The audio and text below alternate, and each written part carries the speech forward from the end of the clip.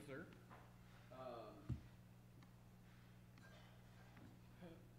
We may Have another night? close the bar to do a little holiday get together. Okay. So if you want to do the show, I could probably come down and open if you want to do it like earlier. No, we'll just do something from. But if you guys wanted to come, we're gonna do like an employee thing from like 6 to 8. But if you wanted to come Okay. from like 8 to midnight, Yeah. we're gonna like kind of our extended family right now. Here? No, up in our house. Oh, okay. Shadow Hills.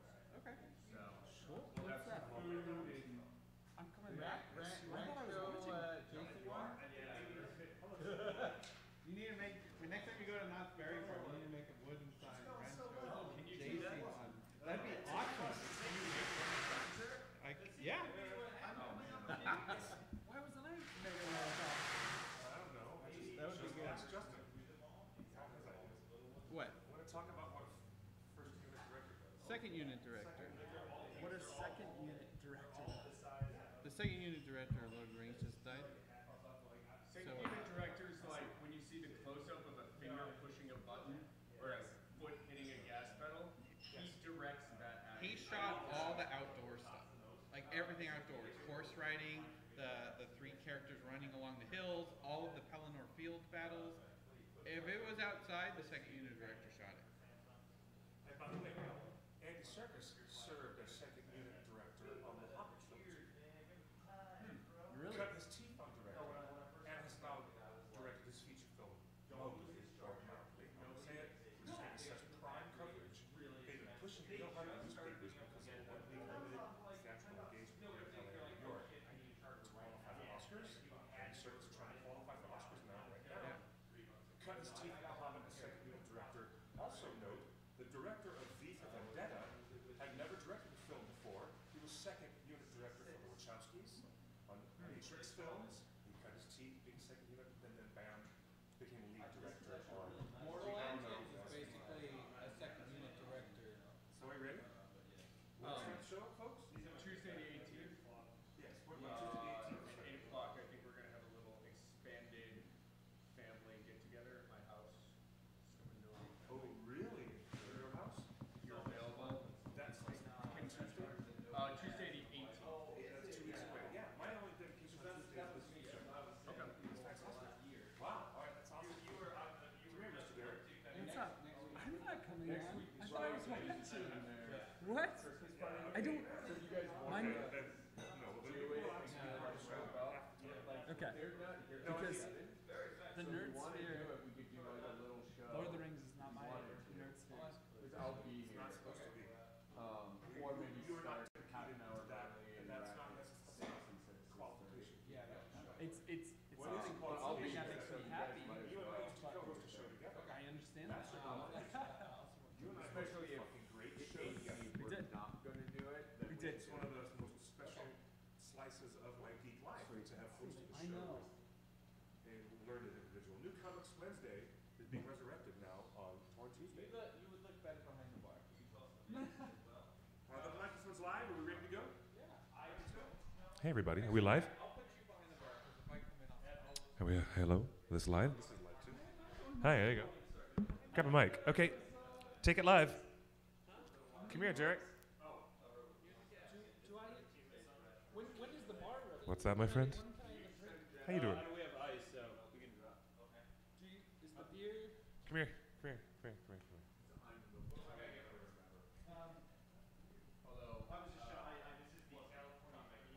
We should though. If it works, we should. And that's on me, by the way. That's on my account, okay, guys? My card is on the tablet, I think. Derek. All right, he'll Come here. sit. He'll sit right here. Come here. I'll sit right here. Boom.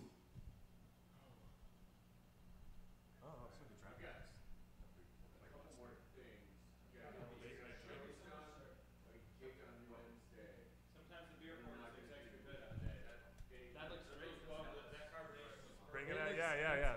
In fact, we need that for the shot. We need that for the shot. Bring it in, brother. Yeah. Okay, you ready? Nice. Right. Okay, is that too blurry or is that good? Okay, that's it. That's us. Are we live yet? Good, we've been live. Hey, we're doing selfie pictures over here. But we're live. Hi, everybody. Welcome to the OneRing.net, Torn Tuesday. I'm going to put this on the Twitter feed. Derek Vandermillen, welcome aboard. Nice to see you guys. This is the live show. We are live. Mr. Justin, we're firing on all cylinders, yes? Pay no attention to the little man behind the curtain. Ladies and gentlemen, this is the true wizard. The true wizard is up here on the throne, blowing smoke and pyrotechnics, and pay no attention to that little man behind the curtain over there. All eyes up here. All eyes up here. Eyes up here. I know this man is quite the looker. Ladies. Okay, ladies, calm down. With the Chicago Cubs hat. Ladies. It's really roping him in. Ladies, calm down. I know this is Derek Vandermillen, but you must calm down for just a moment. Welcome to the OneRing.net, ladies and gentlemen. And hello, Derek. Good to see you. This is history being rewritten and re-recorded. It's fantastic. Nice to have you. We're late on the air, but a wizard is never late. Frodo Baggins, nor is he early. I'm sure they're probably used to it too, because as Justin reminded me when I showed up, Clifford's nor is he always early. where he needs to be, right when he needs to be, right? Quite surprisingly. and the only answer to that is, the only appropriate answer to that is, and where else should I be? Right, anyways, so yeah, total Gandalf. Gandalf knows his stuff. We're here live to bring you all the great goodness of Lord of the Rings fandom, Tolkien fans around the world who are getting more and more restless, and I say intrigued and enthusiastic, wildly enthusiastic, about the forthcoming huge multi-million-dollar 5-season Lord of the Rings-based J.R.R. Tolkien Middle-earth fantasy series on Amazon Studios, bringing it to Amazon Prime. We're going to re-enter Middle-earth as we have in the past 6 films, which were shot by someone just said welcome. Shot Derek. by Andrew Lesnie, the late great Andrew Lesnie, and now of course directed by Peter Jackson. But now this stuff is all going to reappear, and we're going to go back into Middle-earth now for 5 more seasons of Middle-earth adventures. How excited are you? It's crazy pants. I'm excited. Welcome to the show, you guys. So yeah, you're at the right spot. I know we started late, but this is the OneRing.net. We're the world's largest dedicated J.R.R. Tolkien fan community. We are a web portal, a huge web community, all volunteers, all of us here just doing our thing for the OneRing.net. And here I am, Clifford Broadway, followed by my wonderful co-host, Derek Vandermillen. That's correct. Welcome you on board, Hello, sir. thank you so much. Thank you to Welcome the back. Lord of the Rings fans who are watching right now. You're on Ustream, Periscope Live, Twitter Live, That's so Facebook much. Live, YouTube so much media, Live, so many eyes. YouTube That's Live, crazy. and you're on And we're right here now at Scum and Villainy. at Scum and Villainy. That's correct. And welcome, live in the heart of Hollywood. The folks, we're going to have a live audience coming in. We have friends all the way from Peru. We have friends who, coming in. They're going to talk to us soon. We've got a great audience. You want to come in and have a drink? Come and have Friendly a beer. bartenders as well. It comes in pints. I'm having California Creamin'. Is it delicious? They didn't sponsor it, but this is the beer that I'm having. That is a delicious, and we have craft beers. So good. They've expanded the beer menu here at Scum and Villainy, and they host, of course, Kevin Smith, who does his live show. Love that guy. Very popular show that's hosted right here live as well. Scum and Villainy at Cahuenga and Hollywood Boulevard, right here in the heart of town. Listen, guys, there's a hotline floating over. You want to be part of the show? You get to interact with us live. Come and bring the conversation, your questions, answers. We're going to gossip. We're looking at it right now. I can see it right We're up gonna on this. If you see here our it is. little computer, I'm seeing That someone hotline? just said, hi from Liverpool in the UK. Hey! Thank you, Stephen. We love our Good to see you, Scousers. Stephen. We definitely love them. 530-64-FRODO. That's the hotline. You'll be live on the air with us if you text, call, say hi, and we can see you right now on multiple streams, even on Facebook Live. Someone Hello, just everybody. said, having hot Hello, cocoa everybody. and watching Polar Express. Pop in The Hobbit. Polar Express is really awesome. When it It's comes, great. when it Great comes VFX, right? to Zemeckis doing that kind of motion capture animation, you're in the wheelhouse of Andy Serkis suddenly. Yes. Where the technology is driven by the technology to make the story even more photorealistic. Same with Beowulf. That was incredible as My well. love, Beowulf yes. was great. Sign me up. So something that's parallel to Lord of the I Rings, like- Beowulf, good VFX. Mr. Zemeckis, So yes. He's great. Mr. And Zemeckis. He has another film coming out too. I love that guy. Do you know at one point he threatened to no longer do live action directing? He He literally said, and this is the guy who did Cast Away and all these famous live action films. Wilson, you know, and like some of the most amazing things. But when he started getting to the Beowulf groove and Polar that was Express, great. Yeah. he actually said, you know what, I could ditch the whole thing because I want to embrace this technology Right. of motion capture fully, because I think Zemeckis he's in that tech director Sure. area. We're not just a director who wants to work with actors real Right. intimately, but someone who wants to play with the toys. There's a lot Like of them Lucas, getting into that now, Spielberg. isn't there? Who else loves to play with toys? Ryan Johnson, obviously. Definitely, yeah. Yes, yes. And so we're going to talk geek. We're going to talk Lord of the Rings and stuff. And hey, context. For Yes. those who have just joined us, welcome all of you from around the world. We see you. We acknowledge. It's so wonderful to have you here. Hi And from San Antonio. Hello. hello, San Antonio. Hello, y'all. This guy, yeah, Skype. Yes, you can Skype with us live. Isn't that true, Justin? Are we equipped to bring in Skype calls from around the world? Yes or no? Huh? Only on my your phone, okay. Oh, only on my phone. Well, I don't have it Understood. installed. It's installed on my tablet. Maybe we'll grab it from over there. But we used to host a show together. We did. We have I history. feel like that context is needed right now. I They know who hate you to are. say They're like, it. who's this guy just like stood behind a bar drinking? Like, yeah, yes. Which, by the way, that is my first drink. So Blame Canada. Hey, Victoria, I've got a song for you. Blame Canada with the beady little eyes, fill their heads so full of lies. Blame Canada. Chicago. Shame on Canada. Neil Photo calling out Chicago. That's right. Yes, I'm reminding everyone that they did in fact win a couple of years ago, but They're not we needed even a that real win. country anyway. We needed that win for sure. Okay, so we were just about to say, who the heck is this guy? I'm going to blow all of our copyright notices by actually singing South Park, because I will Oh, it's a forever... great season right now. I will forever remember. It is a great season of South good. Park. So but good. my fond memories of Robin Williams are in my head right now, because he was on stage at the Oscars performing from South Park, Bigger, Longer, and Uncut, and he was performing Blame Canada. What a title. And as soon as I saw our friend live, how you doing, Victoria? We love Sing you. it. Welcome aboard. Welcome. I just wanted to get to that part where he says, "They're not even a real country anyway," which was such a funny bit in the song. But I mean, who can forget the brilliant moments of geek references? Lord of the Rings references showed up in South Park. 1977 Hobbit references, the animated Yes. Hobbit Yeah. from Rankin and They Bass, know their shit. is the entire spoof thing that's going on in the infamous Lemmy Winks episode. Oh yeah, that's right. Did you not know that? I hate to get really gross and disgusting, because the Lemmy Winks episode of South Park is particularly... What's gross about it? It's very just scatological. It just really is, like sometimes they do. However, little scat. everything in it is a spoof of Glenn Yarborough Yes, singing his yes. little warbling voice, singing the greatest adventure. And the animation is definitely what looks like- lies ahead. What? Sing it. What happened? Next line. No, but the Lemmy Winks thing, man. So Yes. you know, everyone's a Tolkien fan. When it comes down to it, the expressions of our fandom and the expressions of our love of the Lord of the Rings and the Hobbit Yeah. show up constantly. Wasn't there just another big Fellowship of the Ring gag in Family Guy just last week, 2 weeks ago? Am I not wrong, Es Justin? posible. You might be right on that. I'm going to give a shout out to Green Bay, Wisconsin, because Hey, World Green of Bay. Love 2 Hey, just Chicago. jumped on. Wait, Yeah. Neil Photo? Hey, Yeah, you know what? I called him out ages ago. You did. You know, I lived in Chicago for almost a decade before I moved here. LSD. Got relocated LSD. Lakeshore Drive. Yes. Yes, and you know what? Duran Duran recorded an entire album. Their album Big Thing was recorded in Chicago. And Oh, yeah? Yes, and that's why they actually had a song on that called LSD, Lakeshore Driving. That's on that album. And I remember when you said LSD. Yeah. I was like, oh yeah, I lived in Chicago for a year. I lived in Edgewater, and you're like, oh, I love Edgewater. I rode on LSD, and I took that a completely different way because I hadn't heard it. I had said that to you. I hadn't heard Did I introduce that? LSD. Yeah. When Yeah. someone's talking about LSD, they might not necessarily mean psychedelic drugs. They're Right. talking about a Lakeshore Chicago, a beautiful Chicago drive Favorite spot in all of Chicago. along Lake So great. Michigan, beautiful Lake Michigan. So great. And So how do we know each other? Cliff? what happened? Oh my How God! do we know each other? We used to host New Comics What'd we do? Wednesday back in the day. This fool, Yes. okay, all right.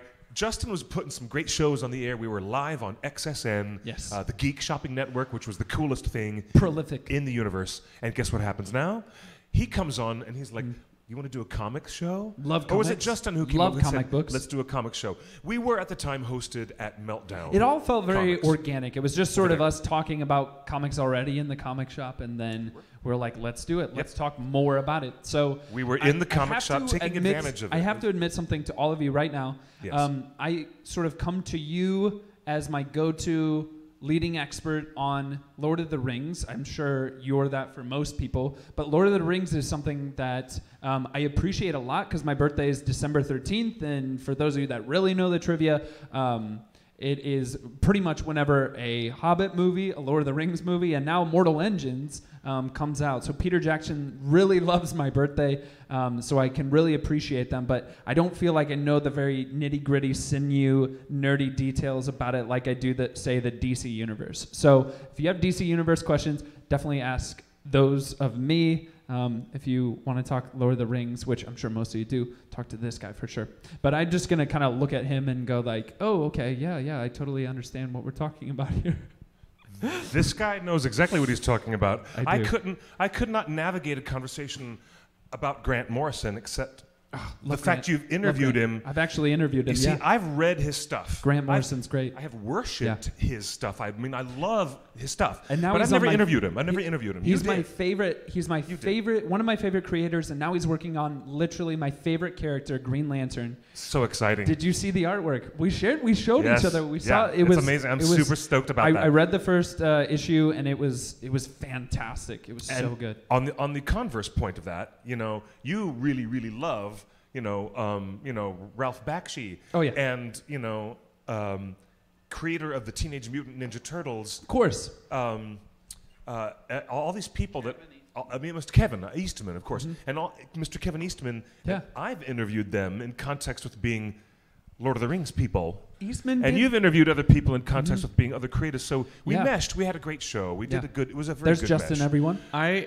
That's saw fantastic. Grant Morrison the other day.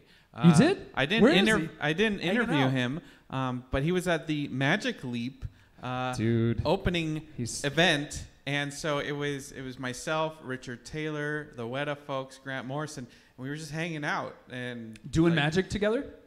Magic Leap is the augmented reality goggles Okay. that is worth. You say the word magic around Grant Morrison, Yes, it's and he very- thinks you mean it literally. Very closely associated. Yeah.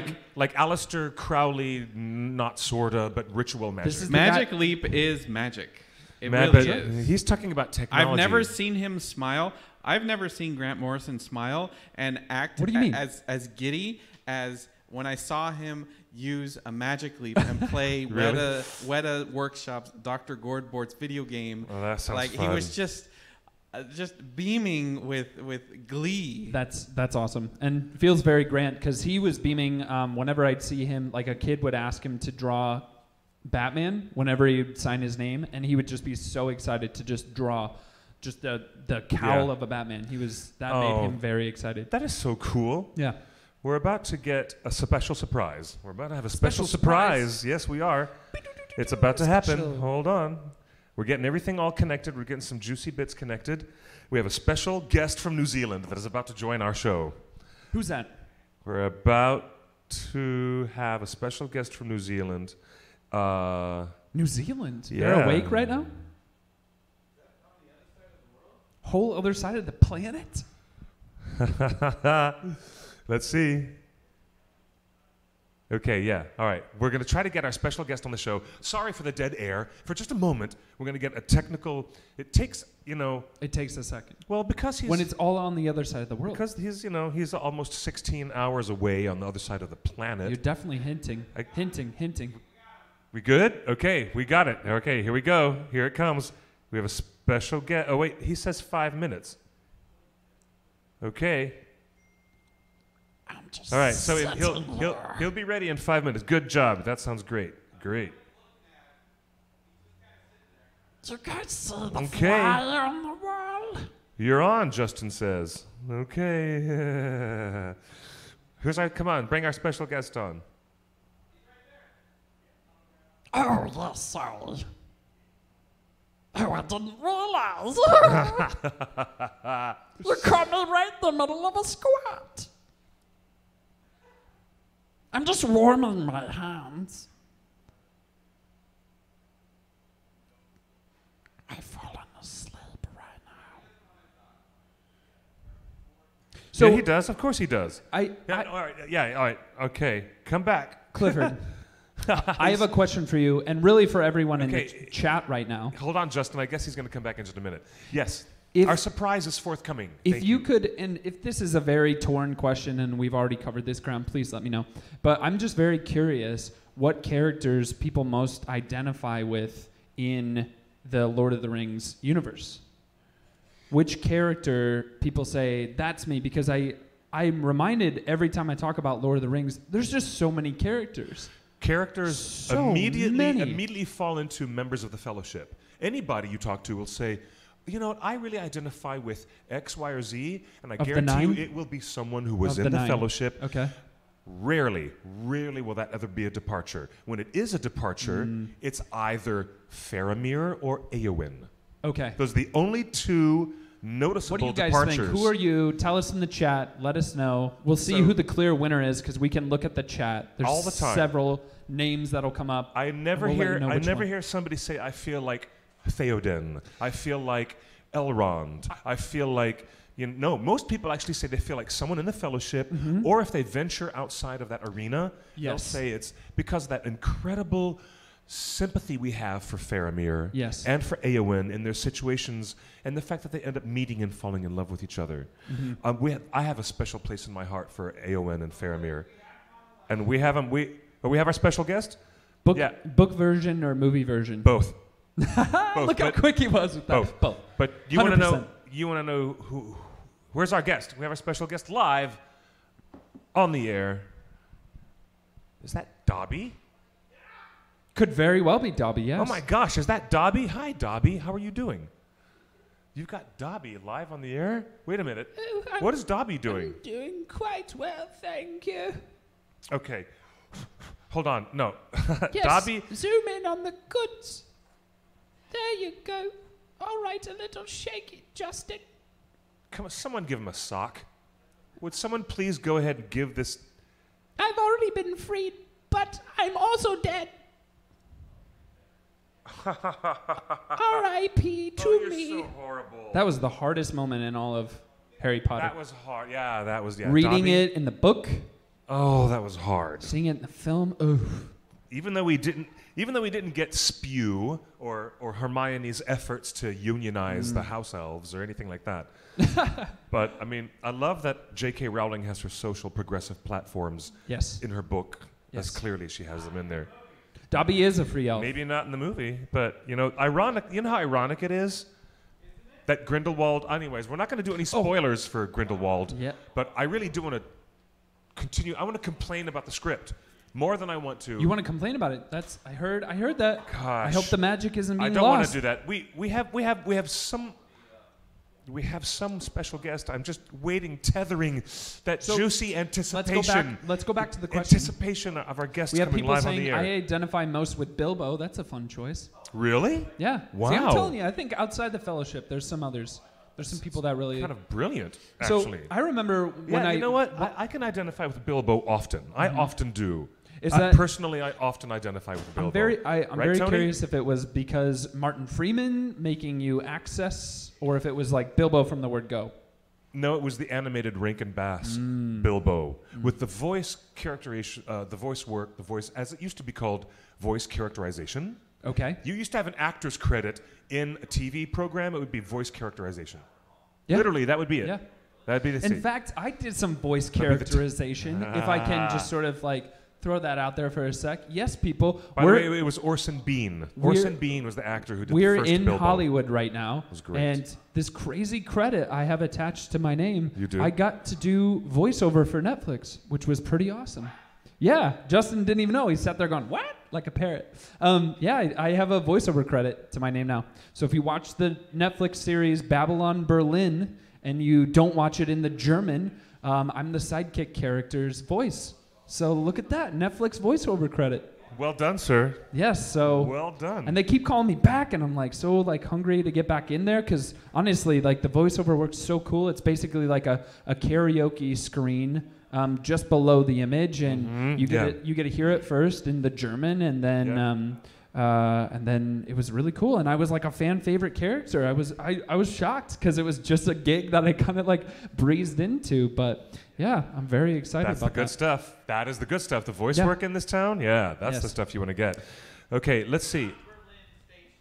Not Berlin Station. No, Babylon Berlin is the working That's is right. the American title. I'm sure it's something different in German. But you actually told me on Facebook. You said, isn't that the biggest series ever produced not in the English language? You pulled up that article, and me, having worked on the project, was very like, I don't know, is it? And so it was a cool moment. So that was nice. I don't know about big budget actor. I feel like Gandalf sometimes, or maybe I don't know who the appropriate character would be, but I just kind of breeze into whatever situation, whatever journey. Mr. Graham McTavish was here with us in a great interview. He sat right there. Sounds like a in legend, that, this in guy, that bar stool. with a name like that. Well, you know, Grant McTavish. Mr. Dwalin.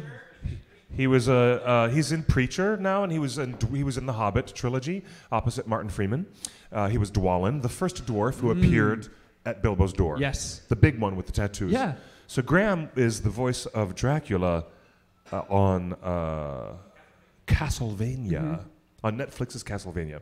So we were here, and he was just sharing some amazing stories, talking about the voiceover work he did, because both Richard Armitage and Graham McTavish, both lead actors in the Hobbit films, are playing roles opposite each other in Castlevania, but they've never seen each other and never worked together on the same day in the same studio.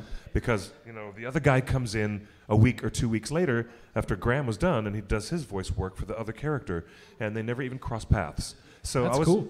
You know, but it's intriguing. Okay, let's see. Here we go. We have where is our special Do guest? we have it? Do we have our special guest? Where is he? So What, Justin, Justin, who's pulling all the strings, is saying was this gonna is a see, surprise to me. this is a surprise, Text but if we can't get the I can. Hotline. There's a poll. What do you identify with? Okay, so we have Hobbit, Elf, Man, Dwarf, and Hobbit is winning right Hobbit now. is in the lead now. That- Watching on Facebook. 50%. Hey, Facebook now is a live poll, and it's like Hobbit first. Live poll on There- Facebook. We are meant to identify with hobbits. That's why we enter the story with these characters, and the story is from their point of view. Yes. So we always relate to the hobbits first. It's the way it was written. That's the way it was done. So know what I mean? I remember one of the first conversations I had with you once I found out that that you were really into Lord of the Rings. Now I'm expecting my friends, and they're going to see the doors I'm shut, expecting by my the way. friends too. Hold on. All I'm of sorry. my friends are online. Can we crack the door open at the front?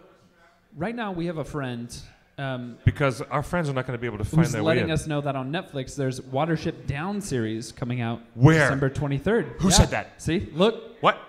Clifford. Who Clifford said just heard. Watership Down? Watership Down. I love that stuff. That's amazing. December 23rd. Hey, that's Pipsquet. All these different plugs for Netflix coming through. Pipsquet, you know, Richard Adams' Watership Down is such an excellent, excellent book. Extraordinary book, and a really beautiful animated feature film from the way back when. So while we're really still worth looking up. while we're still It's deciding fantastic. what character we'd be, Can we open up the doors in case my friends are trying to we're get going to in? open up the doors. No? Clifford, What? this is the question that I asked you many moons ago.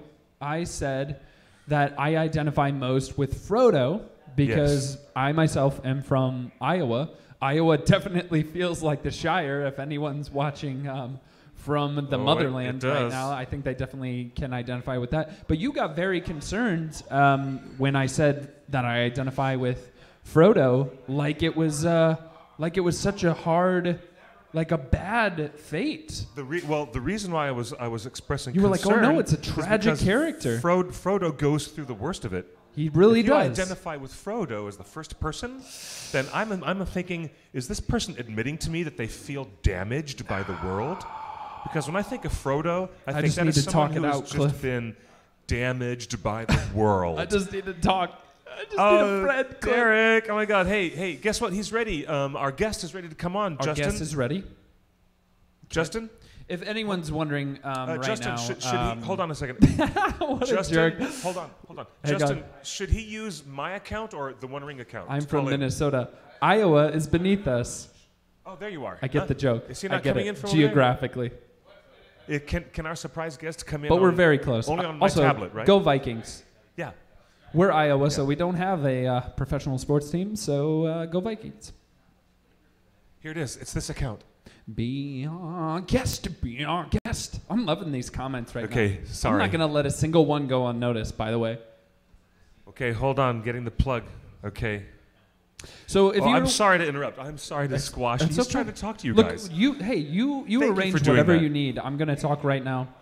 So let me know, guys, if you think that Frodo is a tragic character. I mean, I get it. He has to take the One Ring to the Mount. He has to do that. He has to.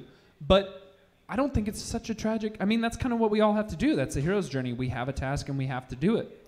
The real question is, like, Gandalf knew what was going to happen to Frodo. Like, I really want to explore the sort of moment when Gandalf is going, am I really about to do this to Frodo?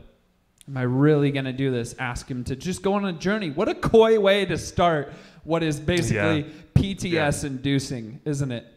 He's back at the Shire going like, I don't know. Or is he an admiral, or is he Is No, Gandalf wait. Gandalf is outside the system. He had this analogy that he just threw out there. You folks Okay. at home didn't hear it. Yeah, let's Justin hear it. was saying, is Gandalf analogous to an admiral, or is he a general, or is he a president?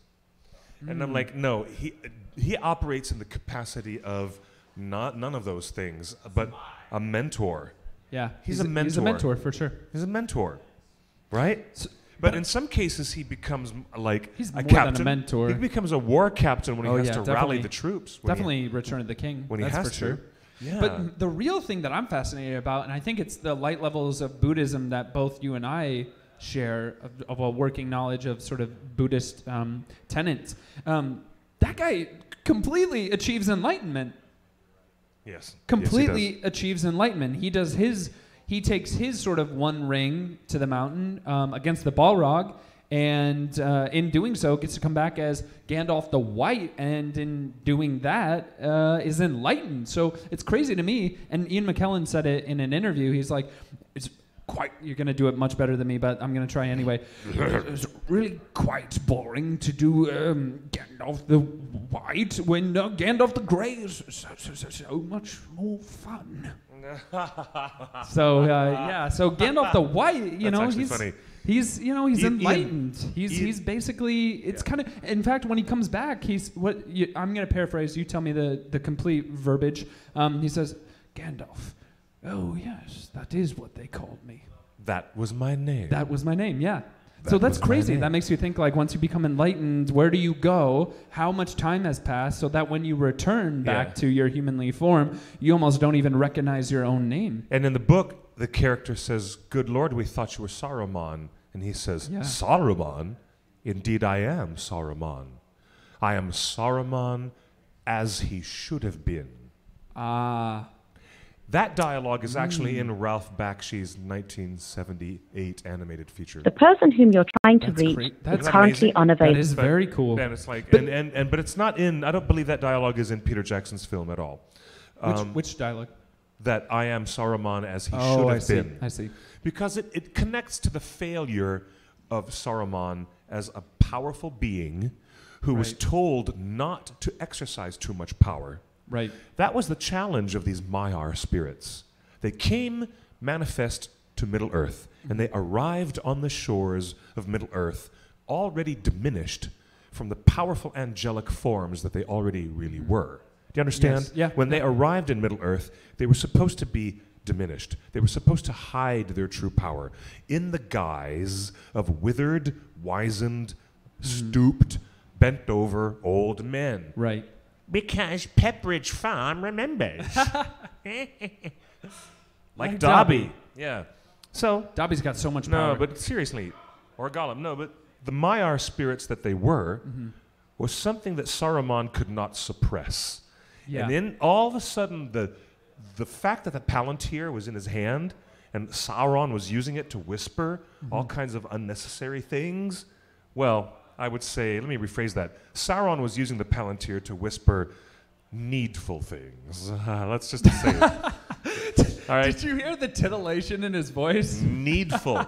It was critical. Hello there. Critical. And why do you think it Now, was but needful? before- Why needful? Our special guest is about to join us live on the air, and there's our guest right here. Hey, but we're He's just our talking about. guest. He's our guest. Hey, look at that beautiful Hiya. Christmas tree. Wait, hold on. Kia Let ora. me see. We're gonna bring our guest live on the air. Can the ladies and gentlemen see him? It is William Kircher. There he is. Oh, the disconnection just happened. Hey, come back on. Start your camera again, William. Yes. Here we go. Here you go. Yeah, do it again. Do it again. Did you I bump the can't see computer, me Clifford? though. Drives Is me it because you insane. tilted the screen? Hell no. I don't think. Is it because I tilted the screen? Es posible. Let's see. Es posible. Just jiggle it. Ay, mi amigo. As Frank Murphy on Netflix would say, just jiggle it. No, this is working good. It's just, hey, sorry. We just had, well, obviously, for just a second, Yeah, you saw it. you saw that was William Kircher, ladies and gentlemen. Damn impressive beard. Star. I'm here. Are you still there, sir? I'm here. We can't see your camera. Is your camera on? It is. I'm gonna come back to you, Cliff. Yes, I'll sir. come back to you in a second. Come I'll right call you in 1 back. second. Okay. So you got a taste of who's coming. You got to see. It's Biffer himself Yes. from the Hobbit trilogy. One of our favorite New Zealand actors, William Kircher, is. Yeah, let's rate William Kircher 5 stars because we love him. He's a good friend of the OneRing.net. A good Like friend. he would get anything less than 5 stars. Okay. How do I rate the quality of that call? All right. Oh, yes. I feel like Yeah, Derek is Derek's an actor, performer. He has a secret am. identity that I will not reveal. He's super cool because every superhero has a secret identity. That I you will just can't say reveal. you saw my other Superhero identity at Saudi Arabia Comic-Con this past I believe March it was. So I got to go to Saudi Arabia. Justin's just finding this out now. He's so jazzed. Yeah, I went there. They were great. Oh, that's so cool. They yeah. were great. I definitely went there. I had a great time. They were great people, treated me with such respect. So I had a great time. And it was the second annual Comic-Con there. You could just see how it was starting to westernize, and it was a lot of fun. Intriguing. Intriguing. Unlock the door, let go of the handle. Hold on, guys. William, you coming back on? Okay, well, he's going to come back on the air. So the thing is, like, now we know a bit about, like, just being reminded of the history of the wizards. So Gandalf does come back as Gandalf the White. Yes. Ian McKellen did say that it was a little bit more boring and more difficult to play Gandalf the White. Because you're playing an enlightened being. He is an enlightened being, you- but he's a bit more stodgy, and in some cases he's more humorless. and the human He's condition's more gone. humorless. The human condition's gone, right? Like once you become enlightened, what is there about the human condition? Well, also there was a lot less to laugh about. Yeah. At the time, things were getting far, far worse. Right. Far, far Right. worse. And yeah, he was an enlightened, a very enlightened being. And I love Gandalf the White because I love the way that he ends up showing some kind of pity and understanding for Pippin. Pippin throws himself at Denethor's feet and pledges in a completely unexpected way, says, "Your son died defending me. I will pledge my life to you, Denethor."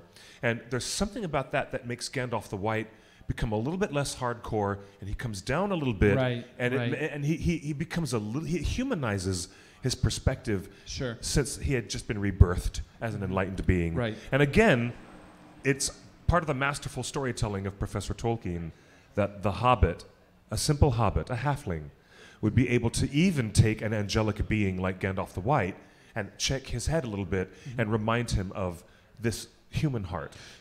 That So- little fluttering bird. It flutters like a bird It is very in beautiful. a cage. That little heart in your rib cage is something that Gandalf sees in Pippin's heart and sees his behavior, and it's brilliant. It's brilliant, you know. That's why we respond to the Lord of the Rings the way we do, because of the way that Professor Tolkien writes these amazing stories. All right, now let's get William back live on the air. Where are you at, William? Come on back. We're grabbing William. You coming? I'm going to try one more time. Okay, let me do it. Let's call. Nope. I'm just very curious where the DC Comics fans are that are watching right now. So if you have a favorite DC character that you love, let us know in the chat. Hey, there's our face. That's us. Oh, that's an alternate view? That's an alternate view of us. That's us. Someone's thinking right now. I They're wanna- trying to, I they're want like, him- oh, good question. Come on, William. DC. I'm going to call I William. told you, take the wizard's staff. I told you to get his stuff. Wasn't that Brad Dourif? I love Brad Dourif. Okay, it's not working. I tried to call you William. It's not working. Anyways, whatever. When we get William back, it'll be amazing. The question I have... all that build-up and anticlimactic, we get to see him for 3 seconds. No. It's just a tease. It's just a tease. That was hilarious. Make sure no one goes anywhere because he's coming. Wow, it smells like Southern California outside on the street. What does that mean? Huh? Did we pass something at the start of the year? It smells like it's 4:20 in the afternoon, although it's not. No. It's not. It's not far actually- past it, though. But anyways, hey, welcome, guys. One more time, we have to talk about another death in the family because we lost Andrew Lesnie, the Oscar-winning cinematographer of The Hobbit and The Lord of the Rings. Andrew Lesnie, we lost him. We lost Saruman himself. We lost Christopher Lee. And we also lost one of the early investors, the man who we mentioned live on the air 2 weeks ago, who actually helped create the Lord of the Rings films. He was the very, very, very first investor, the famous producer who put the Lord of the Rings on the map and allowed New Line Cinema to even make the project in the first place. And now who did we lose, Justin? I'm sorry? That was Geoff right. It was Murphy. Mr. Geoff Murphy. But the spelling in my head is completely different. It's Geoff, right? Geoff Murphy, who's a second unit director on The Lord of the Rings. We had a wonderful tribute from Jed Brophy, who was on Twitter, along with other actors and veterans who'd worked with Geoff on the Lord of the Rings films. And Mr. Brophy shared some very, very nice memories acknowledging Geoff Murphy and his work as a second unit director. This is the guy, or in some cases a woman, but they are an unsung hero on any major film project where they do lots and lots of really specific work that the lead director will never touch. He just wants to get the shots and have them in the editing bay later on in post-production. So this is called a second unit director. Andy Serkis, our favorite performer who did Gollum, Smeagol, and of course is Caesar in the wonderful Planet of the Apes trilogy of films. And now has Mowgli coming up. Yes, indeed. Yeah. He is a feature film director now. Mowgli, his new Jungle Book, with all the motion capture of all these great creatures done at the Imaginarium that he had his motion capture studio. Andy Serkis was a second unit director working for PJ on the Hobbit trilogy. And Geoff Murphy was a second unit director working with PJ on the Lord of the Rings trilogy. And it is amazing that you can't get, any shot of a hand pushing open a door or a foot on a gas pedal or hitting the brakes, or sudden cuts of wide shots of the people traveling across the countryside. Things that are necessary to the connective tissue of the storytelling, but not such a glamorous shot. But don't involve like direct dialogue or staging between the principals. If it doesn't involve direct staging between the principals, but it's other shots that they need, like all the shots of external horse riding, horseback riding, Rohan, Battle of the Pelennor Fields. Isn't that right, Justin? Geoff was responsible for being the unit director, a second unit, for all these amazing things in the Lord of the Rings trilogy. Everything outdoors was all shot, and we lost him, and our hat is off to his loved ones, and respects and prayers to his family and his loved ones. And take a look at our recent timeline on Twitter. You can see at theonering.net, we've retweeted and shared some thoughts from the other cast and crew who had the pleasure of working with Geoff over the years. And may he rest in peace. We've lost another one in our family, in our Lord of the Rings family. If the question comes in, what does a second unit director do? It is in that Do you see the context. pause that happened? In that There's context, so many people on a set. it's all the minor footage that a director needs when he's busy working with the actors or working with major set pieces. The second unit director works with a bunch of other people on another unit. Right. It's called first unit, second unit. So I guess we should establish that distinction first. Right. Right? Yeah. Yeah. His own movie making techniques. His own, No, Peter is not there. Right. It's his own camera And as- people, second unit camera, second unit electricians, all these people. and if you're sitting at home and you're wondering, well, that's not as glamorous as being a part of the first unit and doing those things, why would anyone sign up to do that? Well, the reason that you might do that is because this second unit director is where, to use the phrase that we talked about earlier, everyone cuts their teeth. So we have a number of second unit directors that have gone on to cut their teeth and then go on to direct bigger and better films. Who were some of the ones that we talked about earlier? V for Vendetta being one. I believe his name is John. It's not John McTiernan, but No, it's not different. That's a whole different person. His partnership was with the Wachowskis, correct? The second unit director from the Matrix films. Yes. Who created such indelible images working with the Wachowskis on the Matrix 1, 2, and 3, and I believe on Speed Racer as well. It's James McTeague. James McTeague was given the script that the Wachowskis wrote as an adaptation of the critically acclaimed, unbelievably groundbreaking, hardcore graphic novel of all time, V for Vendetta, which is still being reprinted by DC Vertigo Comics. Alan Moore and his great V for Vendetta was written by the Wachowskis, but the Wachowskis did not direct. They handed the job over to their second unit director, and it was his first time ever making a movie, and it was brilliant. It was a brilliant movie. Yeah. All right, Christian Rivers. Christian Rivers is now first time directing on the Mortal Engines. Coming out December 14th, day after my birthday. Soon. If you're a Sagittarius, let me know in the comments. We are a cool bunch. Yeah. Hey, guys, and look, see that hotline floating over my head? Hotline blink? 530-64-FRODO. All right, William is ready to try one more time. William is ready to try. Ever since I left the city, Drake reference for anyone that also is a fan of Lord of the Rings and Drake.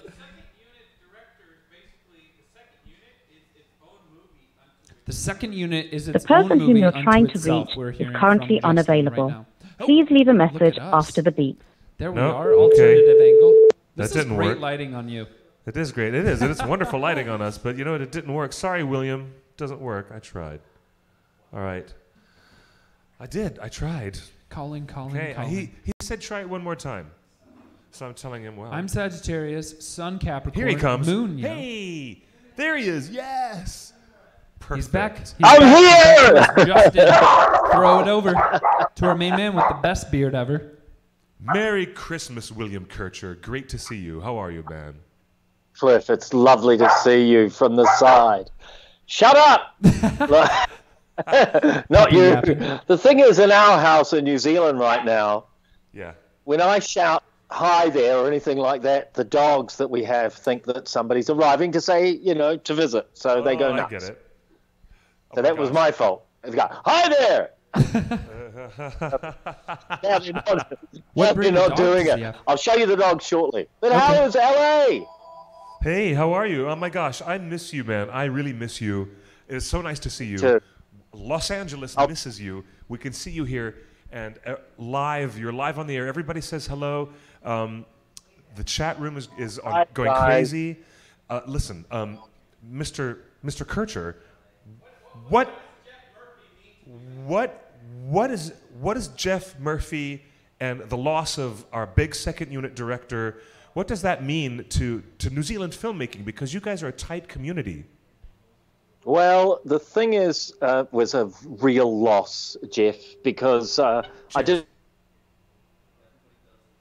Oh, we were just getting into it. Ah, no, we were just talking with William. Oh, he's coming back. Here he is. He's back. There. You're back now, sir. He was a pioneer in the of the New Zealand film industry and a legend. And he created films at a time which kind of actually almost cemented this whole New Zealand way of filmmaking, which is really hands-on and everybody mucks in. And it was the days. It was the 1970s. He did an incredible film called Goodbye Pork Pie, which changed the cultural landscape because it kind of gave the New Zealanders as a pride in their own culture. only in the kind of the quirky comedy of it, and just because it was a crazy ass film, and in those days. Oh, he's coming back. You're back. I keep getting calls. It's irritating as hell. So usually I like put your So anyway, it was a phone- huge loss. Really He's a popular insane. guy, people. That's why. Just a minute. I'm going to answer this phone Do you know because it is probably a family member. Put it on Do Not Disturb. This one's. Don't go away. Okay. Okay, Hello? William, it's great to have you share your thoughts with us. Thank you, man. Oh, you've got the key, Nicole. I'm talking to America. I'll talk to you soon. That's brilliant. All right, no, he's off air for the moment, and now we're going to come back. Hey, listen, now guys, he's I'm going back. to call you back. I'm going to call Okay. you back in about a second. I'm going to deal with an emergency. Of course. Okay. He's going to come back. He has to give his wife a set of keys. Now, you know it's important when your wife calls you and it's time to give her the set of keys that she needs. You better get that set of keys in her hands right away. Speaking of keys, that's how that works. How excited are we for Kingdom Hearts 3 and the keyblades? Oh, that looks so and good. everything that's coming out? I am so excited. It looks so with my good. birthday coming up being December 13th. I have definitely asked for a PS4 so that I can play Kingdom Hearts 3. Back to the Geoff Murphy thing. Yes, Geoff Murphy. I want to get William back on the line because yes. What I've heard is that New Line only said yes to letting Peter Jackson shoot in New Zealand with Geoff Murphy attached. He was that legendary. Really? He is that respected. Really? And basically, his commitment to Second Unit, looks like we're getting the call back. Really? So he is a legend. So Geoff, wow, okay, let's take the call. Top right. Just say yes, dear, and give her the keys. Tap. I love just Receiving reading the call comments now. in the, William, in the chat right welcome back, sir. 1 second. Now. 1 second. Okay. I was just making. We were just talking off when you were off the air for the moment. Yes, I am. Our producer Justin was pointing out that New Line Cinema got down into the granular details of working out a deal to let Peter Jackson work on the film down in New Zealand, only because Mr. Geoff Murphy was attached, and they had confidence in what he was bringing on the project, working with Peter in tandem. Yeah. And that his reputation was so strong that was part of the original deal. Yeah, keep going. Yeah, that's why I had never heard that till now. I didn't know that. No, that is incredible to know because, but then again, you're probably right because he'd developed by then a bit of a solid career in LA and Hollywood, and he'd made he picked up some good solid films, and I know Young Guns too, but it was still, he did some amazing stuff, and yeah, it's always sad when, yeah, indeed. the great thing. Indeed. The great thing is when an artist dies, it's not a great thing because it's still sad that they die, but it is fantastic for us as an audience that their work lives on. Yes. Indeed. Got to remember that. So did he had an outsized reputation in New Zealand? I mean, what would you compare him to for the New Zealand film community? Was he kind of like a Scorsese or what is his... I can't compare. All I can say is this: he was a giant. With those early films like Utu, he had a sense of comedy with his work, and just a fantastic sense of comedy and a fantastic sense of visual storytelling. And I urge people to look at Goodbye Pork Pie, but you've got to view it as a Kiwi experience, and it's 1970s. But it was not really a chase movie, but it did have chase things in it, and of these guys traveling from one end of New Zealand to the other end of New Zealand in a little yellow Mini. And it became a hugely iconic. The whole little yellow Mini thing is still part of our culture, and there has been a remake of the film since then that Dino Gorman was in from The Hobbit. But Geoff Murphy, and also I'd never worked with Geoff.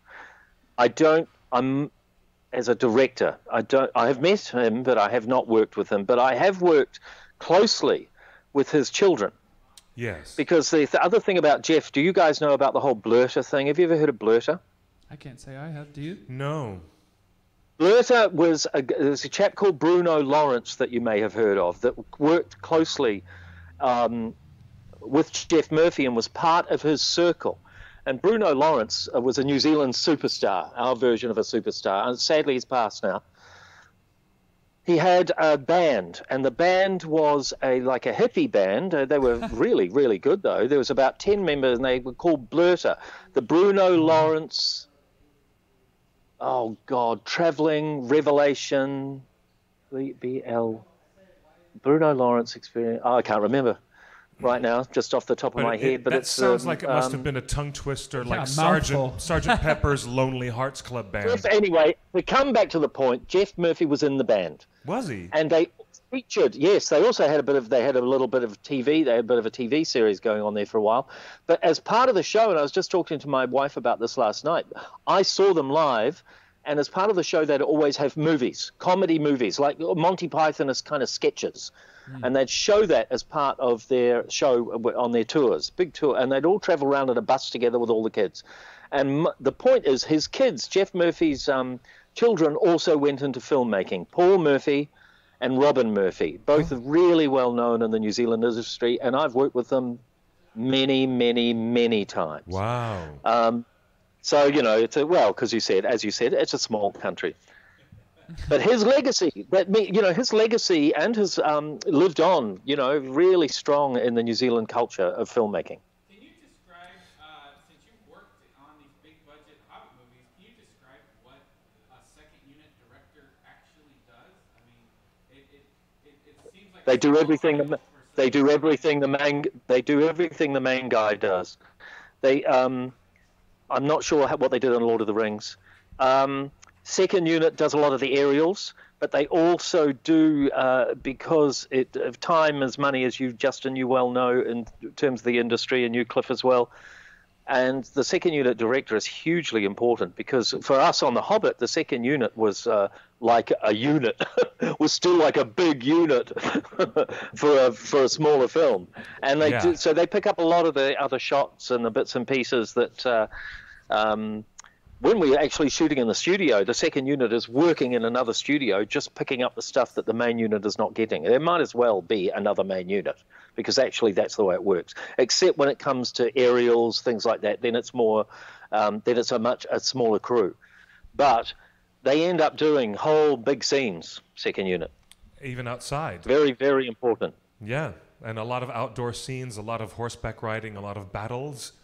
And also they have a bit of a responsibility, and I have to say this because it's true, to see, because I remember speaking to Andy Serkis about this on The Hobbit, is that they also have a responsibility because that's kind of to see through the director's eyes. You've got to kind of, they have to think when they go out and do this other filming, they've got to be thinking this is how Peter Jackson would want it because that's just part of the gig. Isn't it? And Andy would know about second unit because he served as second unit for Hobbit. Wasn't that right, Cliff? Yes, Andy Serkis was second unit director, and I was there visiting one day, William, and you weren't on that particular set. I was watching Evangeline Lilly and Orlando do some of their fight sequences. So great. At the moment when the barrels are in the water. Oh, that was the best sequence. The barrels get trapped at the gate. The gate has not been unlocked yet, and all the barrels are collecting in that area before they get released. And that was the day the second unit was shooting all that fight scenes. And it was amazing to see how hard-working Andy Serkis was, working harder than anybody else that day, except for maybe Evangeline and Orlando, who were really busting their asses doing their own fights and stunts with everybody that day. It was amazing. Yeah. That was an incredible set, wasn't it? Yes, Cliff? It was amazing. Just outside that the woodland realm. That was the river that was run by the V8 engines. Yeah. Oh my God. Inside and that was an incredible set. My God. Yep. It was an incredible set. It was. On Geoff Murphy's legacy, you just said that the second unit director kind of has to see the movie through the director's eyes and try to make the decisions that... A little bit. So that's right. How much of Geoff Murphy, the man, the artist, is in Lord of the Rings? I can't answer that because it's such. Nobody can answer that. All you can say is he obviously did his job well, because you don't get to bits in the movie and say, "Oh, this must be a Geoff Murphy bit," because it's the job of the second unit director not to do that, isn't it? Yeah. But no, the fact is that you're dealing with somebody that. I just have such respect for that. What the big impact for me about the Geoff Murphy thing is the kind that I told you, that it was the grass. Like, there was a New Zealand film industry going back in the 1920s. There's always been a New Zealand film industry, but yeah, I take this. I don't know why my phone does that, and it's always a really bad picture. Anyway, it's cute though. The thing about Geoff Murphy, it was like, and the blurter thing. This is why I mentioned this, guys. Electric Traveling Revelation. That's what it is. Bruno Lawrence Electric Traveling Revelation. Ooh. So it was a cosmic fantasy kind of, Yellow Submarine kind of gig that toured the country in buses, and they're very hippie and all, and they were amazing. But anyway, they were actually, a whole lot of those guys were part of the fledgling New Zealand 1970s film industry. Oh. And they just got together and made shit. And that's what Geoff Murphy did with the films like Goodbye Pork Pie. It was a whole lot of people who were rediscovering it for the first time. They actually just made it up as they went along. I just found it here. I just found it on worked IMDb. in television and all of that kind of carry on. People had made TV, but nobody had actually got out, was getting out there making films like this. And that was that culture of everybody doing everybody else's job and all mucking in, and it's still in the New Zealand film industry today. That's why a lot of people like making films here, because New Zealand crews are really, there's no kind of, there's still delineations of whose job is whose, but they also are just, they think outside the square, and they just get in and fix things up. It's like they just make things happen. That's wonderful. True. This is great perspective. And William, I so agree that people need to go back and look at the catalog of films that Mr. Geoff Murphy has left us with. I was just finding The Quiet Earth and Goodbye Pork Pie that you just mentioned. Utu. And his films are right here listed. Where should people really start? Utu is really good. U-T-U, Utu. Look that one up. Here it is. Means revenge. It means revenge. Wow. It means revenge in what language? In Maori. Maori. In 1870, a Maori warrior working with the British finds his village is massacred and vows revenge. Ooh, that sounds really good. That actually sounds like a really interesting movie. It's really good. It's a good film. Oh, dude. Okay, so great. Thank you. It's really great to acknowledge Geoff Murphy, and to acknowledge, as you said, that we as an audience are lucky to be alive at any time when a living artist is at the height of his game. Isn't that amazing? Imagine what it felt like all those years ago, a century ago, when the audience was in the auditorium listening to the Puccini opera for the first night debut, the first time that Puccini was still alive writing operas at the time. And here we are at a time with other artists who are alive and kicking and making some amazing things, and it's great to be remembered, especially with the legacy of work that Geoff Murphy has left behind. Really. The one big reason, I think Geoff Murphy is the reason everyone fell in love with New Zealand. I mean, as second unit, that was his charge, to show New Zealand. And since he was a filmmaker all those years, he knew what parts of New Zealand to show, wouldn't you say?